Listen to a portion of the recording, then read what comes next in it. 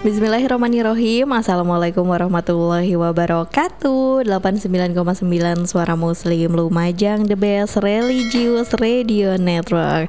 Alhamdulillah mitra muslim, berjumpa kembali bersama saya Kiki Rizkiani. Kali ini di Oase Keluarga Harmoni bersama Yayasan Cahaya Al-Quran di edisi 15 Oktober 2024. Nggak kerasa mitra muslim, kita sudah di pertengahan bulan Oktober lagi, setengah perjalanan lagi kita masuk bulan November, Desember, terus tahun baru. Nggak kerasa ya mitra muslim, sudah mau mendekati 2025. Nah loh, nambah lagi usia kita ya mitra muslim, jadi kayaknya makin jauh gitu. Kita ke 2010 tuh kayak baru kemarin, tahun kemarin, tapi ternyata pas udah diingetin lagi, udah lama ya ternyata 2010. Udah jauh banget gitu mitra muslim, gak kerasa emang. Nah di sini mitra muslim, saya mengajak Anda untuk diskusi bareng gitu ya, sharing juga, karena kita ngebahas tentang mencari ketenangan, tidak sekedar kesenangan. Wah ini sih mitra muslim, memang sebenarnya yang kita butuhin tuh adalah tenang ya mitra muslim, bukan hanya sekedar senang aja gitu. Karena memang dalam kehidupan yang modern gitu ya, yang penuh dengan kesibukan, huru hara, tuntutan sana sini, dan juga stres, mungkin seringkali kita bisa merasa gelisah, cemas, dan juga kehilangan ketenangan di dalam diri gitu. Padahal sebenarnya ketenangan jiwa ini adalah hal yang sangat penting bagi kesehatan mental dan juga spiritual kita loh. Nah Nabi Muhammad SAW pernah bersabda, sesungguhnya dalam diri terdapat segumpal daging, jika ia baik maka baiklah seluruh tubuh, dan jika ia rusak maka rusaklah seluruh tubuh. Ketahuilah itu adalah hati. Hadis riwayat Bukhari dan Muslim. Dan siang hari ini mitra muslim, kita ngebahas tentang mencari ketenangan, tak sekedar kesenangan. Oase Keluarga Harmoni bersama Yayasan Cahaya Al-Quran masih bersama kedua narasumber yang selalu setia di siang hari ini. Ada Dr. Alia Hidayati, SPTH TBKL, Direktur Yayasan Cahaya Al-Quran, sekaligus Wakil Ketua Dewan Dakwah Islam Indonesia Lumajang, dan juga Ustadz Suharyo AP, Ketua Dewan Dakwah Islam Indonesia Lumajang. Langsung saja saya sapa. Assalamualaikum. Waalaikumsalam warahmatullahi wabarakatuh. Bagaimana kabarnya Bu Dokter dan juga Ustadz Suharyo? Sehat ya, bahagia ya? Langsung saya todong gitu. Harus iya jawabannya. Oh iya, soalnya kan hostnya langsung wah membara-bara gitu. Iya. Berarti narasumbernya juga langsung wah iya ya. Iya, itu bukan pertanyaan namanya, Iya. pernyataan. Pernyataan. Iya. Jadi sehat ya, iya gitu. Bahagia ya, iya gitu kan. Jadi kayak harus ya, vibes-nya di siang hari ini tuh harus bahagia, karena kan kita mencari ketenangan, bukan hanya sekedar senang-senang aja di sini gitu. Tapi saya yakin juga Ustadz Suharyo dan juga Bu Dokter senang ya kalau kita ketemu di Keluarga Harmoni gitu, bisa ngobrol, sharing-sharing gitu. Iya Bu ya. Iya, senang dan tenang. Oh senang dan tenang. Kepaksa apa enggak sih? Soalnya di awal kok udah kayak harus iya gitu ya. Oke, yang pertama dulu nih, apa ya? Kalau kita ngomongin tentang ketenangan gitu, otomatis kan kita harus tahu konsep ketenangan jiwa. Wow, ketenangan jiwa. Ketenangan tuh seperti apa Bu Dokter? Ya, yang akan didiskusikan pada siang ini itu adalah sebenarnya hidup mewah ya. Oh hidup mewah, iya. Hidup mewah itu hidup yang mendapatkan kesenangan yang menenangkan, nggak bikin senang yang galau, yang bikin rusuh gitu ya. Karena apa yang kita dapatkan semuanya didapat dengan cara yang halal, baik itu yang kita dapatkan nanti, mau harta, mau ujian ya, mau masalah apapun. Karena kita yakin Allah adalah satu-satunya pelindung, sebaik-baik penolong. Nah, maka kita insya Allah akan dikaruniai ketenangan. Iya. Jadi kita harus mendapatkan sesuatu ya dengan cara yang baik gitu ya. Iya, dengan cara yang baik itu nggak sekedar baik ya, tapi ya itu halalan thayyiban itu. Mm-mm. Halalan thayyiban nggak sekedar untuk makanan ya. Mm-mm. Biasanya kan gitu. Tapi ya ini tadi untuk segala hal yang kita dapatkan dalam hidup ini, kita selalu mendapatkan kesempatan untuk sholat ya, kemudian tobat dan sebagainya. Itu amalan-amalan kebajikan itu bukan karena kita mengikhtiarkan supaya kita menjalankan, tapi kalau Allah nggak ridho, nggak ngasih, kita juga nggak akan diperkenankan untuk melakukan amalan kebajikan tersebut. Dan sesuatu yang kita cemaskan akan hilang, dalam hal ini mungkin materi ya, lebih spesifiknya lagi harta ya, uang misalnya kayak gitu, atau harta benda lainnya. Itu kalau hilang bukan suatu hal yang besar selama yang hilang itu bukan doamu, bukan imanmu, bukan sholatmu, dan bukan robmu. Insya Allah kita semua akan baik-baik saja. Ya, jadi konsepnya seperti itu ya, kalau kita tenang gitu ya, jangan sampai kayak Allah yang hilang dari Betul, diri kita gitu. iya. Kalau istilahnya materi atau yang lain sebagainya mungkin masih bisa dicari gantinya gitu ya. Dan memang kita mendapatkan hal-hal tersebut, entah itu kita anggap musibah, malapetaka atau ujian seperti itu, insya Allah karena Allah udah ngira kita ini sanggup. Ya.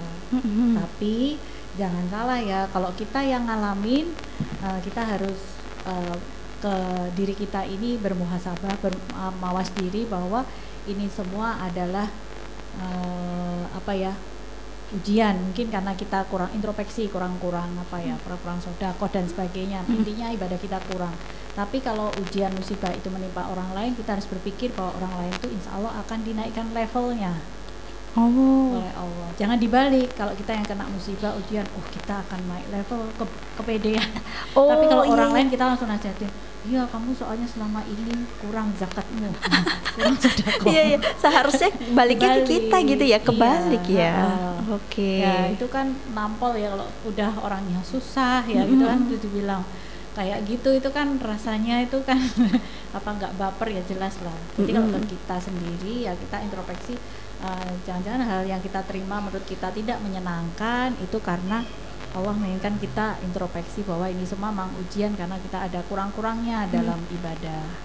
Iya. Jadi kembali lagi ke introspeksi. Nah, kalau dari Ustadz Suharyo, konsep ketenangan jiwa, karena memang kita butuhnya tenang ya, bukan hanya sekedar senang. Iya, orang kalau senang belum tentu tenang.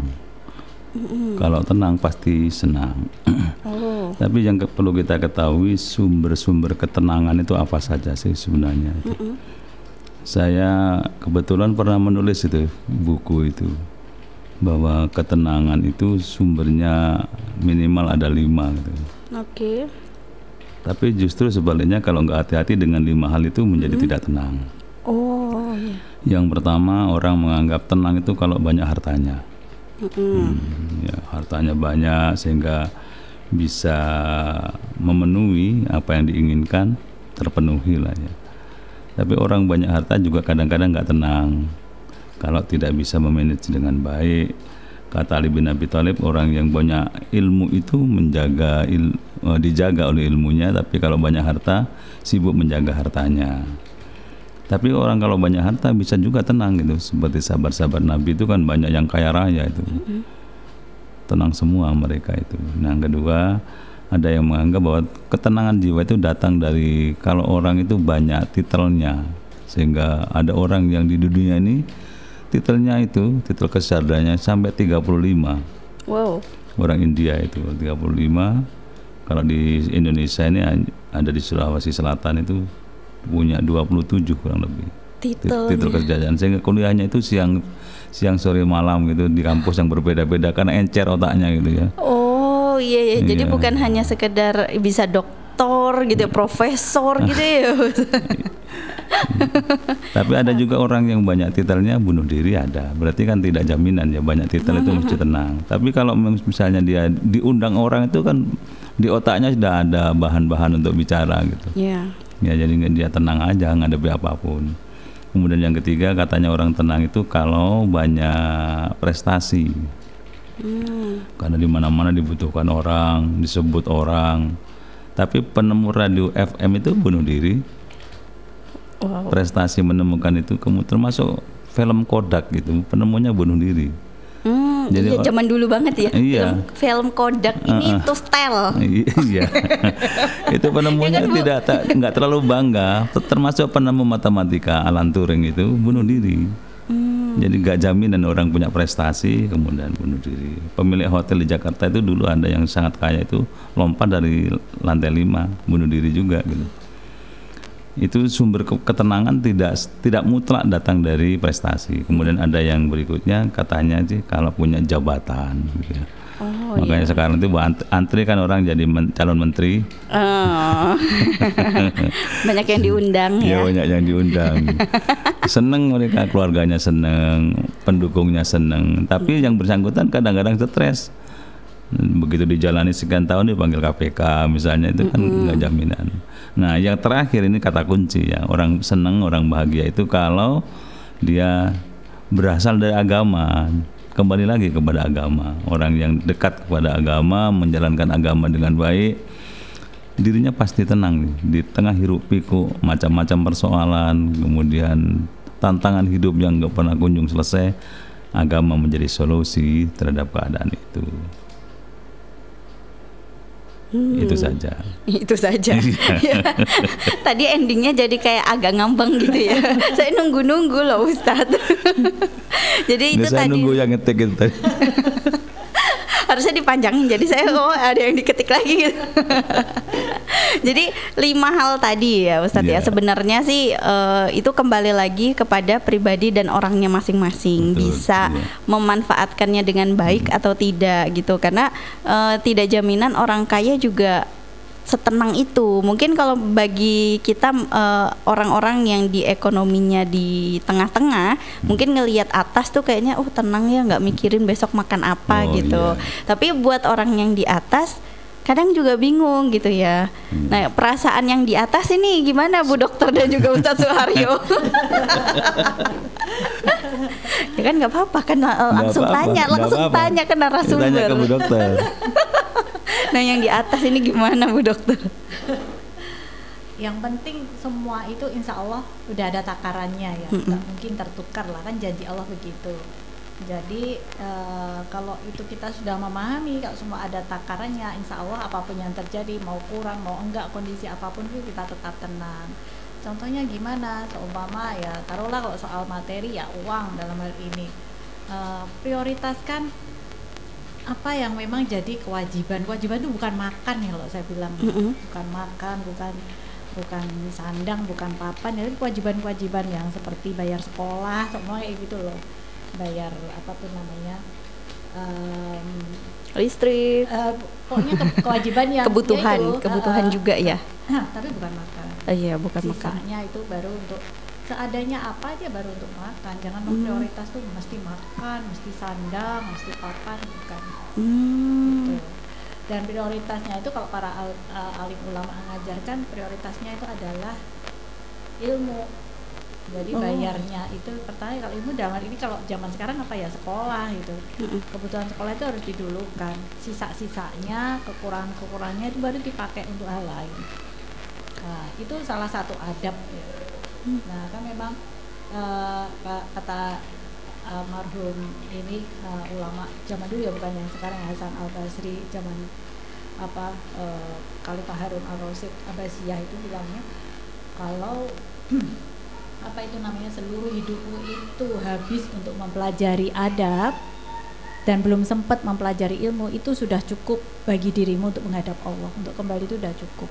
Jadi betapa pentingnya adab sebelum ilmu. Dan ini maksudnya gimana sih? Maksudnya contohnya nih ya, dalam soal akidah ya, kita selama ini dikasih rezeki ya, rezeki bernapas, fisik, organ yang sehat ya, materi dan sebagainya itu dari Allah.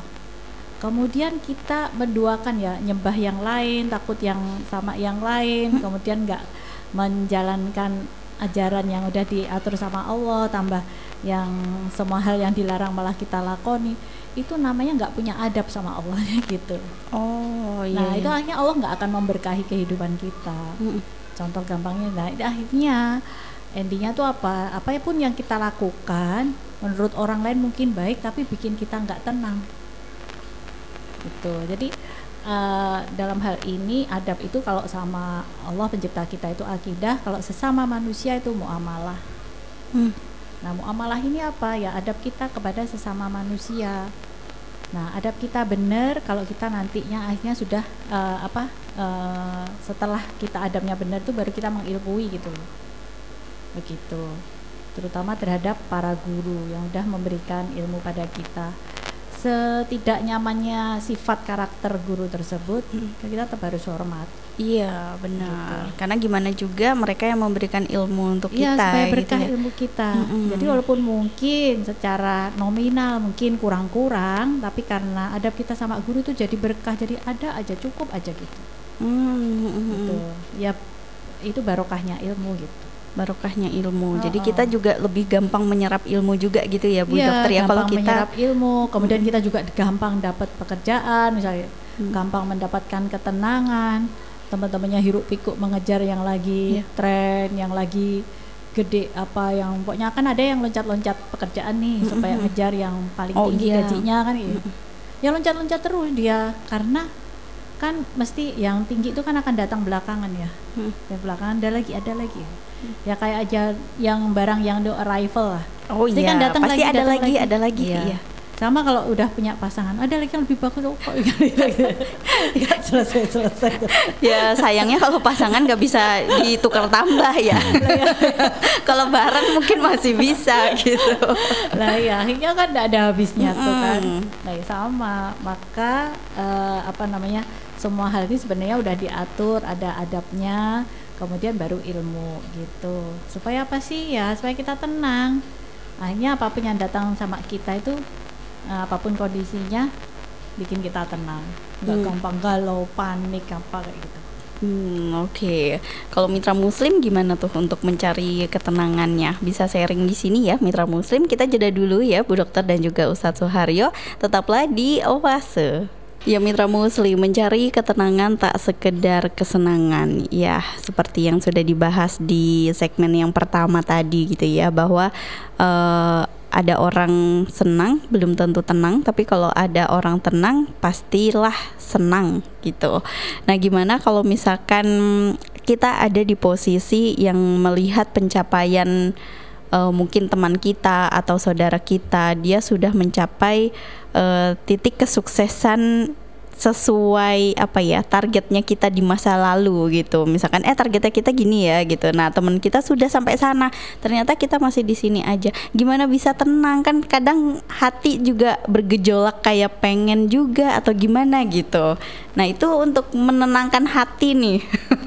Gimana nih Ustadz? Ya kalau konsep agama sudah jelas ya, menenangkan hati itu ya perbanyak ingat kepada pencipta diri kita gitu. Ala bidzikrillahi tatmainnul qulub, mengingat dan menyebut namanya Allah itu atau Allah itu hatinya akan tenang. Itu konsep agamanya begitu. Seberapa banyak kita mengingat dan menyebutnya, tiap orang tidak sama. Ada orang yang mengingat Allah kalau di tempat ibadah, ada orang yang mengingat Allah di luar tempat ibadah, di perjalanan dia masih ingat dan menyebut Allah, bahkan menyebut Rasulullah dengan sholawatnya. Ada orang yang menjaga ritme keluar nafas, keluar masuknya nafas itu dengan kesadaran. Ini sudah agak susah ya bagi kelas-kelas kita, tapi bagi orang-orang yang alim mereka biasa, sehingga kalau mereka kaget yang disebut Allah, ditanya Allah, gimana besok ikut, insya Allah. Itu lisannya itu Allah terus, sudah artinya ada kedamaian kalau menyebut nama Allah di situ. Dan memang konsep itu sesuai dengan pemahaman itu sesuai dengan konsep Quran. Perbanyak ingat dan menyebut Allah, hatimu akan tenang. Nah, sekarang tinggal kembali ke kita masing-masing, kembali ke kitanya ya. Apakah kita ya kill of time, membunuh waktu berjalan biar tanpa bekas, atau kita ingin meletakkan atau memberikan tanda setiap pergantian waktu itu dengan kebaikan-kebaikan, antara lain menyebut Allah. Itu butuh kematangan jiwa, butuh latihan yang sungguh-sungguh atau riyadhah, dan kita butuh juga diingatkan oleh teman. Maka konsep orang merugi itu antara lain orang yang tidak mau mengingatkan tentang kebenaran dan kesabaran, orang yang tidak mau beramal soleh, orang yang tidak mau peduli terhadap kondisi imannya, itu mereka rugi. Karena iman itu kalau nggak dijaga ya yazidu wa yanqusu, kadang naik kadang turun. Pas naik itu belum adzan udah berangkat ke masjid. Iya. Ya, saking semangatnya. Iya Bu Dokter ya. Tapi kalau pas lagi turun ada adzan nggak dengar. Iya. Jadi kayak udah nanti Ya, gitu. nanti, ya. Berarti kalau kita tambah jauh dari Allah, sebenarnya itu yang membuat hati itu nggak tenang ya. Sumber kegelisahan mulai di situ ada. Sumber kegelisahannya dari situ. Sebenarnya bukan dari pencapaian seseorang gitu ya. Maksudnya bukan dari faktor eksternal gitu ya. Kalau untuk ketenangan jiwa, ketenangan hati itu sebenarnya bukan. Iya, namanya aja kan ketenangan jiwa ya, jiwa diri kita ya dari dalam lah. Maka kalau ada orang inner beauty-nya kuat atau bagus gitu, ya insya Allah orangnya terpantul dari wajahnya, kelihatan ke orang itu. Orang ini mesti damai perasaannya, karena hatinya terjaga dengan baik, lesannya juga selalu menyebut-nyebutnya, kelihatan. Nah, saya kemarin ada pengajian campur itu zamannya Bapak Ibu, saya sampaikan kalau pagi hari seorang suami melihat istrinya kelihatan cantik, tanda tadi malam orang itu bangun di sepertiga malam terakhir. Semua kemudian curhat kepada Allah, hatinya plong pagi hari, nggak ada kusut-kusutnya gitu. Suaminya juga begitu, kalau pagi hari kelihatan ceria, tampan, berarti malam sudah beres dengan Allah. Semuanya diungkapkan kepada Allah, dicetuskan, diledakkan gitu ya, perasaan yang nggak enak itu pagi selesai, tenang. Suami istrinya melihat, kok tambah ganteng sih bojoku gitu. Meskipun sudah 20 tahun menikah gitu ya. Iya. Curcol jadinya. Iya. misal. Jadi semuanya harus sudah kita selesaikan sama Allah gitu ya. Iya. Kalau tenang gitu. Iya. Sama seperti kayaknya nasihatnya Ibnu Qayyim rahimahullah ya, kalau saat kematian tiba itu kata beliau, barang siapa yang mengisi kehidupannya dengan cinta pada Allah dan zikir seperti yang diterangkan Ustaz Haryo, maka tampak saat dia akan wafat tuh lintasan-lintasan kedekatannya sama Allah itu akan teringat. Nah, jadi waktu nazaknya itu insya Allah akan selalu menyebut nama Allah. Tapi kalau waktu sehat muda itu jarang ingat sama Allah. Nah, saat kematian mendekat itu susah untuk berzikir ingat, walaupun dituntun ya itu susah ingatnya. Oh iya ya, karena kan pas sakaratul maut itu memang katanya gelisah, terus sakit juga. Jadi kita mampu nggak sih mengucapkan itu gitu ya? Saya jadi serem loh sebenarnya kalau itu ya, kalau membahas tentang itu. Kebetulan saya tadi malam ada tamu gitu ya, anak putra seorang kiai alim almarhum ayahnya, itu cerita, Wario, ayah saya itu wafatnya hari Senin gitu. Tapi Sabtu sudah bilang, aku berangkat Senin gitu. Sudah bilang begitu. Nah, mulai dari malam Ahad Tuhan itu selalu sepertinya ada sesuatu yang ditunggu. Ditanya, "Sahab, jenengan kak kados gelisah, siapa yang ditunggu?" "Aku saiki sedang menunggu Israel." Gitu. Jadi kalau ada tamu cuma dilirik gitu, karena nggak terlalu penting lah tamu pada detik-detik terakhir kehidupannya itu, dia menunggu datangnya seorang tamu yang hebat namanya Israel itu. Begitu datang kemudian mulai berkeringat, kan tanda-tanda husnul khotimah katanya berkeringat ya, antara lain lah. Kemudian di saat nazaknya itu wajahnya semakin bahagia gitu loh, sehingga kemudian tersenyum pada detik-detik terakhirnya. Keluarganya, anak-anaknya itu mengucapkan bukan innalillahi saat itu, alhamdulillah. Saking senangnya melihat bapaknya itu menghembuskan nafas terakhir dalam kondisi yang membahagiakan. Benar. Apaan ya? Iya, kadang kita berpikirnya besok terakhir kita di dunia ini seperti apa ya gitu. Kita sudah pantas belum sih gitu. Kita bisa nggak sih dengan orang-orang yang seperti itu? Kadang kalau kita melihat atau mendengar kabar berita duka gitu, kadang suka, maksudnya jadi introspeksi diri gitu ya, muhasabah diri gitu loh. caranya dia meninggal seperti apa, apalagi kalau caranya baik-baik gitu ya Bu Dokter ya. Minimal iri, kita ada iri. Nah itu iri. Hasab kita sama hal yang demikian. Iya benar, ada yang meninggal saat sujud gitu, ada yang meninggal saat ini, pokoknya yang positif lah ya. Nah tapi kalau untuk yang negatif, maksudnya mungkin dia meninggal karena apa gitu, itu kan kayak iya kayak membuat kita semoga kita nggak kayak gini ya gitu, di akhir hayat semoga kita nggak kayak gini ya gitu. Iya, tapi kita nggak boleh terjebak juga. Ada salah seorang orang alim zaman dulu ya, dia gelisah karena dikatakan oleh lingkungan sebagai orang baik, orang alim, ahli ibadah, gelisah dia. Satu ketika dia mencuri ayam punya tetangganya, jadi terang-terangan dia mencurinya itu supaya kesan baiknya itu terhapus gitu loh. Supaya tidak dikesankan sebagai orang baik. Mencuri kemudian dibawa lari keliling-keliling. Itu mah sengaja ya? Sengaja untuk menghapus citra bahwa dirinya itu orang hebat ya. Nggak enak jadi orang dicitrakan hebat itu menurut dia loh ya. Akhirnya ya orang ngeletek yang selama ini orangnya baik, ternyata mencuri ayam lah. Dia bangga dengan citra buruknya. Oh gitu, iya. Tapi ayamnya dikembalikan apa enggak ya? Jadi tidak dituduh di cerita itu. Iya kan, kalau misalkan ada endingnya jadi enak ya, itu ayam dikembalikan apa enggak ya? Soalnya kok dia bangga nyuri ayam tapi dikelilingin ke kampung gitu. Padahal nyuri ayam kan biasanya nyumput-nyumput. Iya.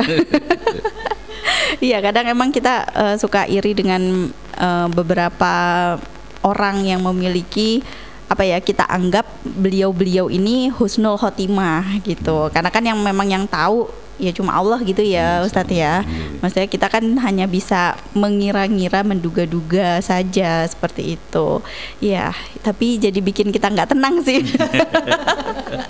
Kira-kira kita bisa apa nih? Amalan apa sih sebenarnya yang bisa membuat kita itu lebih tenang lagi nih Bu Dokter? Wah, itu sadar ya tuh. Bu Dokter kan udah tenang sebenarnya ya. Udah tenang kan hidupnya Bu Dokter ya, daripada hidup saya. Jadi sebenarnya bukan sekedar amalan sih, tapi keyakinan bahwa kita ini besok akan ditolong oleh Zat yang Maha Menolong. Itu yang disebut dengan kalau Allah akan mengampuni, tapi kalau Rasulullah memberikan syafaat. Syafaat itu pertolongan Rasulullah kepada umatnya supaya tidak terkena siksa oleh Allah oleh Rasulullah, dimintakan istilahnya keringanan kepada Allah. Tetapi yang syafaat itu bukan hanya datang dari Nabi. Yang kedua datang dari bacaan Quran kita. Kalau kita sering baca Quran, bacaan Quran itu besok akan datang kepada Allah, bercerita ini si fulanah ini dulu sering membaca aku, ya Allah tolong.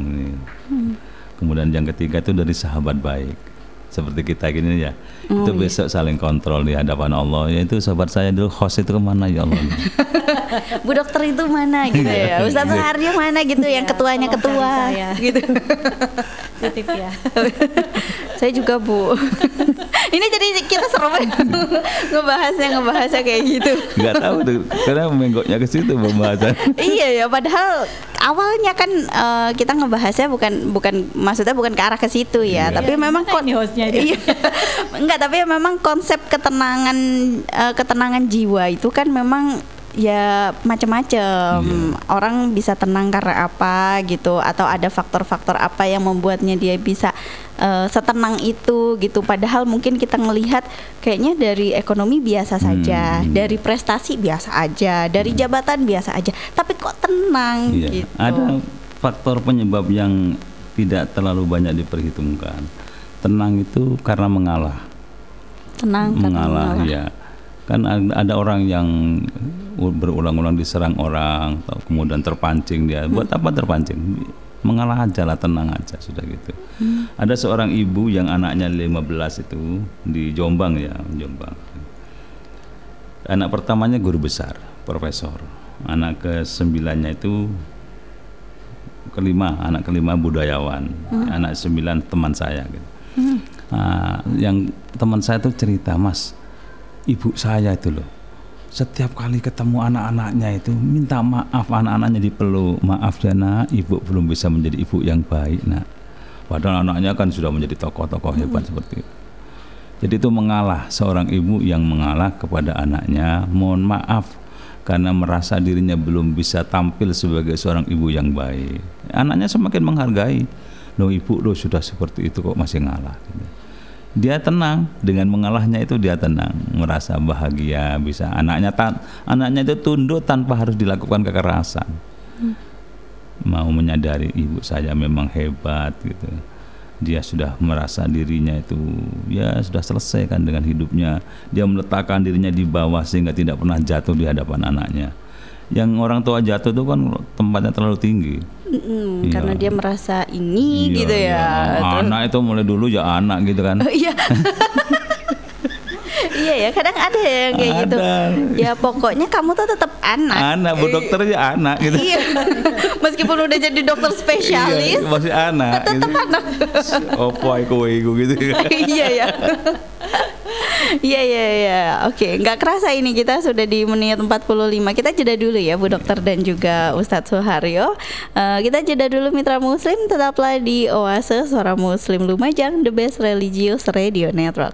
Mitra Muslim masih bersama saya Kiki Rizkyani di Oase Keluarga Harmoni bersama Yayasan Cahaya Al-Quran, dan tema kita di siang hari ini mencari ketenangan, tidak sekedar kesenangan. Ini kenapa jadi suaranya berubah seperti ini? Nah, biasanya nih ya, kalau orang yang sudah ekonominya stabil, jabatannya sudah tinggi gitu, apa sih yang membuat mereka terkadang masih gelisah? Padahal kayaknya sudah tidak ada yang dipikirkan lagi, kayaknya gitu. Kayaknya sih seperti itu gitu. Tapi kenapa membuat yang tadi beberapa contoh sudah disebutkan Ustadz Suharyo gitu ya, bahwa penemu ini, penemu radio, penemu rumus matematika, ternyata dia mengakhiri hidupnya gitu. Karena kan pastinya nggak mungkin dong orang mengakhiri hidupnya karena nggak ada apa-apa, karena bosan aja kan gitu. Nggak mungkin ya Bu ya. Nah itu kenapa sampai bisa seperti itu? Ya mungkin karena ini ya, pada konsep kehidupannya itu tidak ada kalimat untuk apa itu namanya, perbanyak bersyukur dan istighfar ya. Karena kata Imam Ibnu Qayyim ya, barang siapa yang membiasakan dirinya untuk bersyukur, niscaya dirinya senantiasa diiringi oleh berbagai kebaikan. Dan barang siapa yang terbiasa istighfar, maka akan terbuka bagi dirinya segala pintu yang tertutup. Ya, pintu itu ini ya, membuka segala urusan yang selama ini susah, insya Allah dilancarkan dengan perbanyak istighfar gitu. Nah mungkin orang-orang yang disebut Mbak Kiki itu karena merasa apa ya, pegang kuasa mungkin gitu, jadi nggak merasa nggak ada salah, merasa harusnya orang-orang yang di bawahnya itu yang bersyukur pada diri mungkin gitu. Jadi seolah apa mitunya Fir'aun gitu ya. Kayak gitu. Jadi akhirnya ya itu nggak ada ketenangan dalam hatinya, karena ya itu tadi, segala hal yang kita dapatkan di dunia ini Allah kan memberikan tuntunannya lewat Nabi Muhammad SAW bahwa kita ini menjalani kehidupan di dunia itu harus seperti salah satu dari dua orang ini. Satu, berlaku seperti orang asing ya, gorib ya. Jadi kita itu pengen pergi ke kampung halaman kita, mana itu ya kampung akhirat. Kita nggak bakal kerasan di dunia gitu loh. Jadi semenyenangkan atau sesusah apapun ya kita nerimanya B aja, nggak terlalu senang, nggak terlalu ngenes gitu ya. Atau yang kedua, kita berlaku seperti musafir ya, kita kan hanya sementara, kita nyadin sementara, jadi nggak akan kita pertahanin lama-lama gitu. Dan kita nyiapin bekal sebanyak-banyaknya untuk kita pulang gitu. Itu. Jadi kalau apa namanya, panduan-panduan dalam agama itu tidak dikerjakan, ya otomatis ketenangan itu nggak akan kita dapatkan. Nah, adapun kalau dalam ujian dalam kehidupan ini kita banyak ujian, ya memang namanya kehidupan. Kalau banyak saweran, dangdutan ya. Iya sih, iya benar-benar. Ya namanya juga cobaan, ya berarti harus dicobain. Iya, itu kan gitu. Kehidupan kan gitu. Iya, kehidupan banyak ujian ya harus dikerjakan gitu ya. Iya benar-benar. Jadi memang kita nggak bisa berpegang pada harta, jabatan seperti itu ya Bu Dokter ya. Karena itu tidak menjamin sebuah ketenangan gitu. Kalau dari versinya Ustadz Suharyo, kenapa orang-orang itu justru malahan mengakhiri hidupnya dengan cara yang apa ya? Ya yang seperti itu gitu. Sayang banget gitu kan ya Ustadz. Ya sebenarnya banyak faktor. Yang paling mendasar orientasi hidupnya itu salah arah. Kalau dalam agama itu kan disarankan soal harta, sering-seringlah melihat ke bawah gitu ya. Jangan melihat ke atas, nggak ada batasnya. Kalau kita sering melihat ke bawah, kita akan, katanya Bu Dokter tadi, menjadi orang yang pandai bersyukur. Oh ternyata saya masih lebih bagus lah dibandingkan dengan orang yang di bawah itu, yang setiap hari kebingungan untuk memenuhi kebutuhan materinya. Tapi kalau soal kebaikan, agama, ibadah, amal soleh, sering-seringlah kita melihat ke atas supaya kita cemburu. Dan kecemburuan untuk kebaikan itu sangat diharapkan, dianjurkan. Seperti Abu Bakar dan Umar. Umar itu sering cemburu kepada Abu Bakar, karena Abu Bakar sering disebut oleh Rasulullah, kalau engkau bisa Abu Bakar masuk dari 8 pintu surga itu. Umar mendedek gitu hatinya. Kok Abu Bakar tok yang diberi peluang, saya kok enggak gitu. Akhirnya Umar datang ke rumah Nabi, menyerahkan separuh dari hartanya. Kaya kan Umar itu.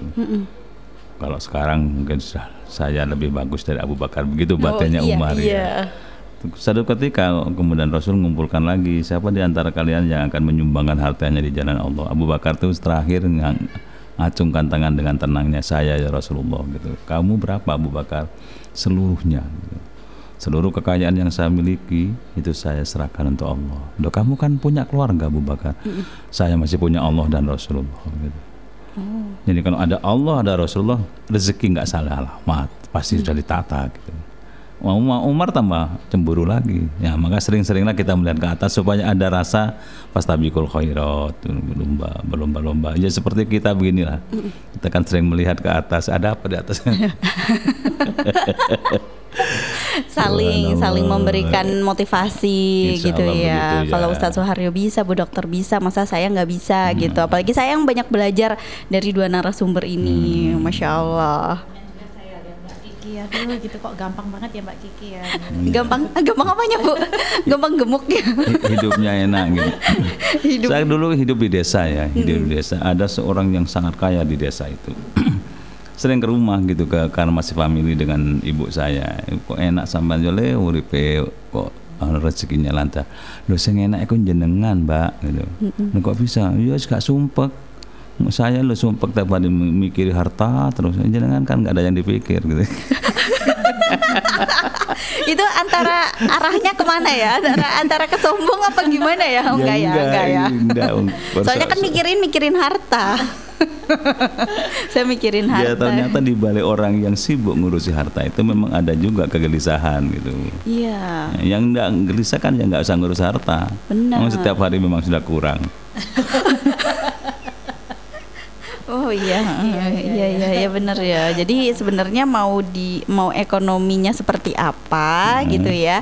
Tergantung cara menyikapi. Iya, cara menyikapi, mindsetnya juga seperti apa gitu. Kita juga sebenarnya bisa berpikir Bu Dokter tenang-tenang aja, tapi kan kita nggak tahu di dalamnya Bu Dokter ya mikirin karyawan berapa puluh gitu ya. 20, ratus sekarang. Iya, makanya itu bukan puluhan lagi ya, ratusan ya kayak wafer ya. Gitu ya. Iya, Ibu tenang nggak Bu? Iya. Berapa lapis? Ratusan kan gitu. Nah, iya kan kayak wafer. Nah, Ibu tenang nggak Bu dengan ratusan orang-orang di belakang Ibu? Mesti ada godaannya ya. Oh iya. Mestilah. Mesti ada godaannya. Nggak cukup itu kan mesti ada bisikan-bisikan itu. Apa namanya? Akhirnya ya kita serahkan semua pada Allah, jelas lah. Cuman ikhtiar kita tuh, kita bekerja ikhtiarnya tuh ya ini bekerja habis-habisan, bukan untuk diri kita sendiri. Oh iya. Jadi apa ya, mindsetnya kita kerja ini bukan hanya untuk keluarga saja, tapi banyak keluarga yang dari kita loh gitu ya Bu Dokter ya. Menurut kami itu apa ya? Itu lebih membahagiakan, lebih menyenangkan, lebih gimana ya gitu loh. Beda gitu. Ya gitu Ya, ya. memang ada kalimat begini yang saya juga ini agak nyambung dengan apa sampaikan dokter. Orang itu kalau sibuk ngurusi keluarga orang lain, mencukupi rezekinya dan sebagainya, Allah itu sibuk ngurusi kita gitu. Oh iya. Allah iya. sudah nata betul orang ini kok sibuk ngurusi orang lain, wis tak urusannya wong kayak gitu. Oh iya. Makanya Bu Dokter tenang saja. Iya, makanya Bu Dokter juga sibuk Iya, ya. iya sibuk. Dan tenang lagi, orang tenang, nggak tenang nggak datang ke sini gitu. Ya, ya benar sih. Ya, jadi kita emang butuh sharing-sharing seperti ini tiap pekan gitu ya. Karena yang kita lihat kan mungkin Bu Dokter enak gitu, Ustadz Suharyo juga enak gitu. Alhamdulillah. Apalagi sih Ya. gitu ya yang diurus anak-anaknya. banyak. Oh iya. Iya ya, banyak ya, tambah banyak. Maksudnya dari keluarga, kan anak-anaknya udah mentas ya, Ustadz Suharyo. Udah, ya sudah gitu, udah tinggal cucu, ya ada orang tuanya gitu kan. Momong cuma sesekali. Kalau dulu mungkin ikut momong Ustadz Suharyo, momong anak maksudnya. Iya, Kalau iya. sekarang kan udah ada cucu gitu. Kita mikirnya apalagi sih yang dipikir? Oh ternyata banyak. Iya. Bahkan Resikonya ketuanya ketua. Bahkan menurut saya ini Ustadz Dario mungkin seperti anak cucu nggak terlalu dipikirkan banget urusan yang banyak tuh mungkin yang lebih menyita Memikirkan pikirannya. umat ya. Iya, karena Masya mungkin Allah. semuanya udah jalan semua gitu. Iya, jadi keluarga udah aman, tinggal yang ini nih nata-nata umatnya nih seperti Mau aman apa atau gitu ya. enggak, kan tadi sudah Ustadz Dario bilang kan sudah ada Allah yang atur. Jadi, Nah, iya. Telepon saya singkat aja. Terserah mau dikata apa gitu aja.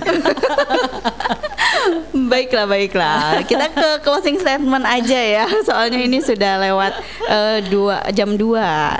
Jadi biar nggak tambah panjang nanti ya Ustadz Suharyo ya. Iya, nanti Ustadz Suharyo tambah iya gitu loh Bu Dokter. Langsung ke closing statement ini, Bu Dokter dulu atau Ustadz Suharyo? Dokter lah. Monggo. ada hal-hal yang apa namanya dalam hal ini kenyataan yang perlu kita terima ya, bahwa kita ini nggak bakal bisa mengubah orang lain. Yang bisa kita ubah itu ya diri kita sendiri. Maka ilmuilah segala hal yang sudah melekat pada diri kita, dalam hal ini aturan agama ini kita ilmui supaya kita bisa menjalankan dengan penuh kerelaan hati, dengan keikhlasan. Dengan itu kita berharap ridhonya Allah, hidayahnya Allah akan selalu menuntun kita dan mencukupkan diri kita. Jadi benar-benar kalau kita berdoa hasbunallah wa ni'mal wakil, ni'mal maula wa ni'man nasir, ya benar-benar kita hanya berharap hanya pada Allah lah sebaik-baik yang mengurus semua urusan kita. Oke, baik. Dari Ustadz Suharyo? Ya, saya sama persis dengan Bu Dokter tadi. Oh gitu. Iya. Langsung idem ya. Baik, terima kasih banyak Dokter Alia dan juga Ustadz Suharyo. Semoga kita makin kompak lagi ya. Alhamdulillah happy di penghujung acara. Terima kasih. Assalamualaikum. Waalaikumsalam warahmatullahi wabarakatuh.